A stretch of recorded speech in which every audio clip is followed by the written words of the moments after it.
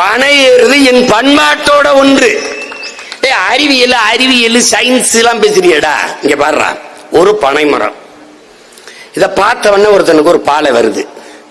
இத கடுப்பு கம்ப வச்சு கசக்கி நசுக்கி அதை அப்படியே பெருக்க விடாம செஞ்சு அதை அருவாளை வச்சு அப்படியே செதுக்கி ஒரு களையத்தை கட்டினா அதுல ஒரு நீர் வரும், பால் வரும்.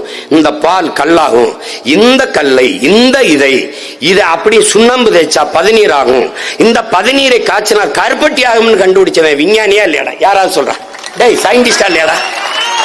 இதுக்கு எத்தனை 100 ஆண்டுகளடா நம்ம முன்னோன் செலவு பண்ணிருப்பான்.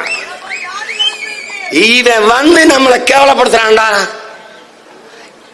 பனம்பால், தென்னம்பால், ஈச்சம்பால், மூலிகை சாறு, பசும்பால், அது பனம்பால்.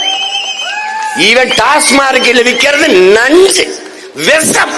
விஷத்தை விற்கிற முதலாளி பனம்பால் தென்னம்பாலை நஞ்சென்று சொல்கிறார்.